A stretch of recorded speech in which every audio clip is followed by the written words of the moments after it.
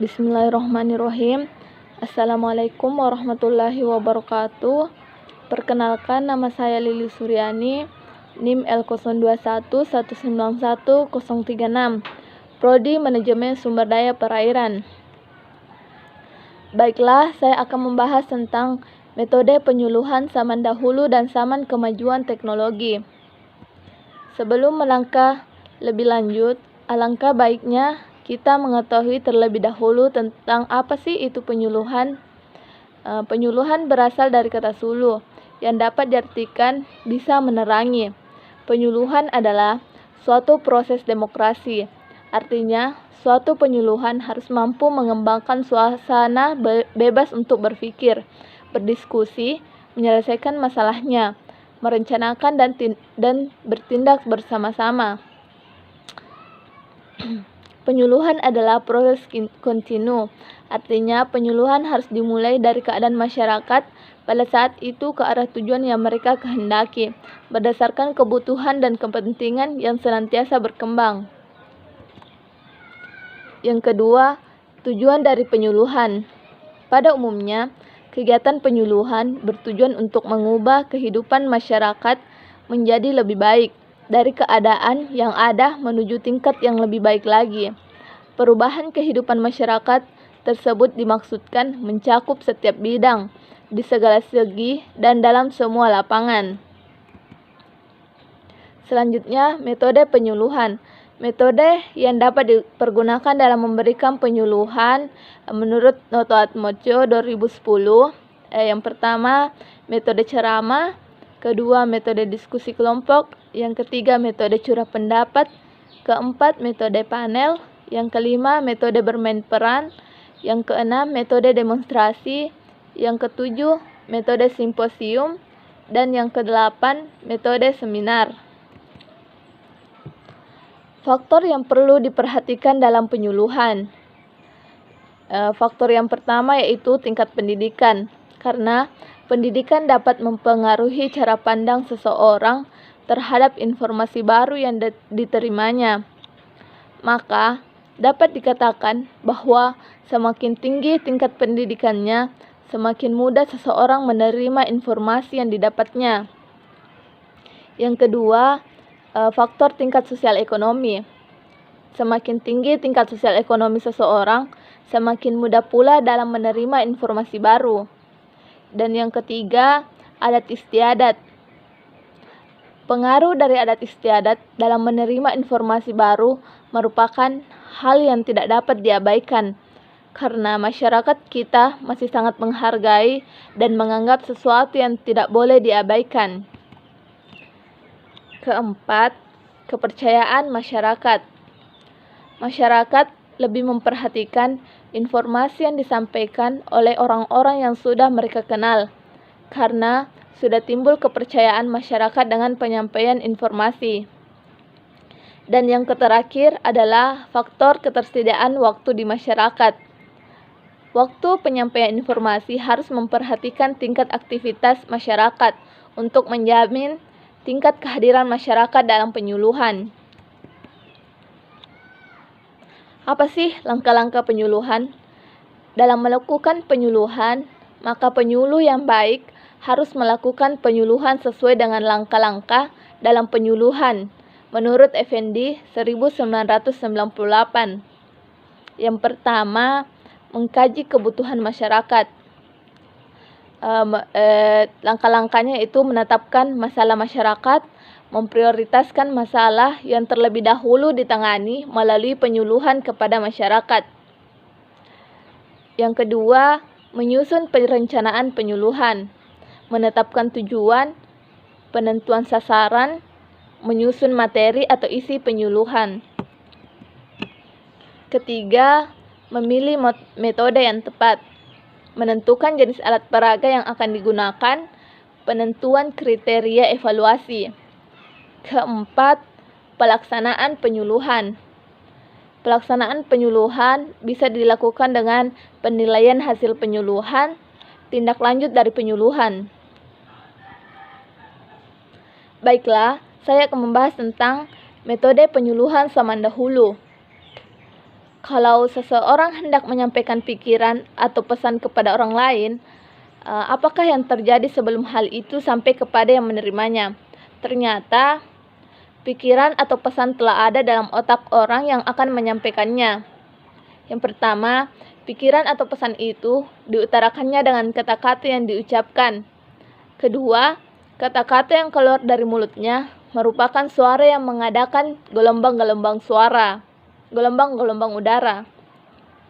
Yang ketiga, gelombang-gelombang udara itu menyentuh alat pendengar si penerima. Keempat, alat pendengar menyampaikannya ke otak. Dan yang kelima, otak mengolahnya menjadi sesuatu yang dimengerti, atau otak tidak dapat mengolahnya sehingga tidak dimengerti. Tidak berbeda dengan pendidikan formal, penyuluhan sebagai pendidikan non-formal pun harus sejalan dengan kemajuan cara manusia berkomunikasi.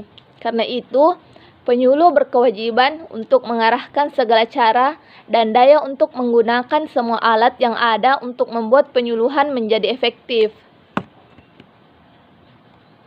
Media tradisional ialah kelompok pertunjukan rakyat atau kelompok sejenis lainnya yang melakukan kegiatan diseminasi informasi dan penyerapan aspirasi masyarakat. Media tradisional disebut juga sebagai media rakyat. Mendefinisikan media rakyat sebagai ekspresi hidup tentang gaya hidup dan kebudayaan sebuah masyarakat yang berkembang selama bertahun-tahun. Menurut Roy Hayat dan Ardianto 2011. Beberapa keunggulan dari media rakyat atau media tradisional selayaknya membuka mata pemerintah maupun lembaga lainnya untuk menggunakan dan mengembangkannya secara luas. Alternatif seperti ini merupakan strategi pembangunan yang cerdas. Mengingat penguasaan dan penciptaan teknologi masih rendah pada masyarakat kita, hasil penelitian R.J. Griffin 2003 menemukan bahwa perencana kampanye informasi yang berhubungan dengan isu-isu kompleks masyarakat secara eksplisit perlu memilih jenis media yang berbeda atau sesuai, sehingga dapat menjangkau sektor khalayak yang berbeda menurut Dilla 2007. Oleh karena itu, dibutuhkan media komunikasi yang tepat dan bersifat dekat dengan masyarakat, agar pesan-pesan pembangunan yang ingin disampaikan dapat dengan mudah dimengerti oleh masyarakat. Ada beberapa tujuan penggunaan media rakyat atau tradisional, yakni membangun hubungan kedekatan, pengikat atau perekat transaksi sosial, pengakuan atau penghargaan identitas diri dan eksistensi budaya, penyeimbang dominasi media modern, dan menghilangkan pembatas sistem tradisional dan modern. Menurut Sajjan 2012, media pertunjukan rakyat perlu diperhatikan antara lain karena yang pertama, mengandung nilai budaya masyarakat berupa nilai kebersamaan dan nilai sejarah peristiwa atau tokoh.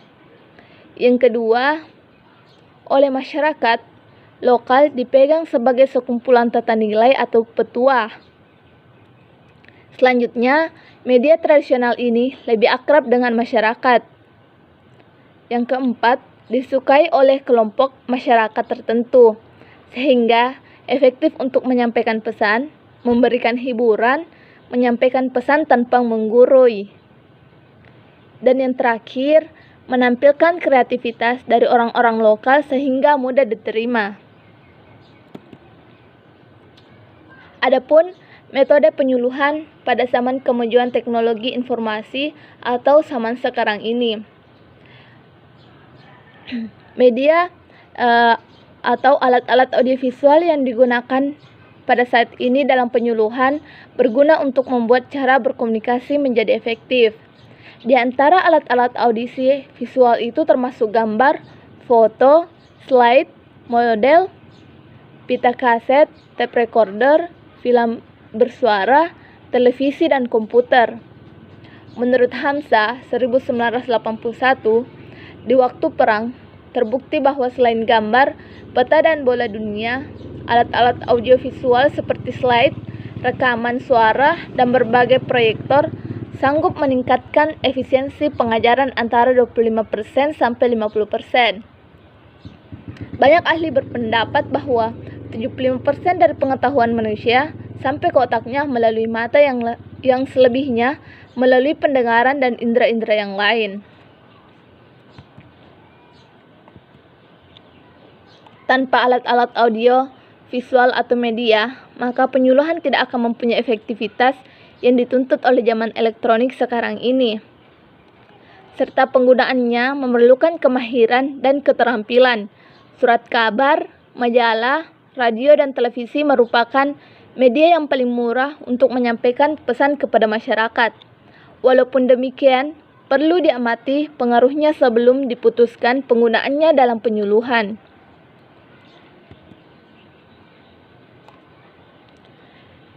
Media massa dapat mengembangkan pendapat bila masyarakat belum memiliki pandangan yang kuat mengenai isu tertentu. Media juga akan memperoleh pengaruh penting dalam perubahan pendapat bila posisi yang diajukan hanya berbeda sedikit dengan pendapat baru. Media massa dapat juga digunakan untuk mengubah perilaku, terutama yang kecil dan relatif kurang penting, atau perubahan untuk memenuhi keinginan yang ada. Alat-alat komunikasi sudah sedemikian majunya, sehingga tidaklah pada tempatnya lagi kalau penyampaian pengajaran dan penyuluhan masih dilakukan secara verbalistis atau dengan kata-kata belaka. Kita mempunyai kewajiban untuk mengarahkan segala cara dan daya untuk membuat penyuluhan menjadi efektif. Sekian dan terima kasih.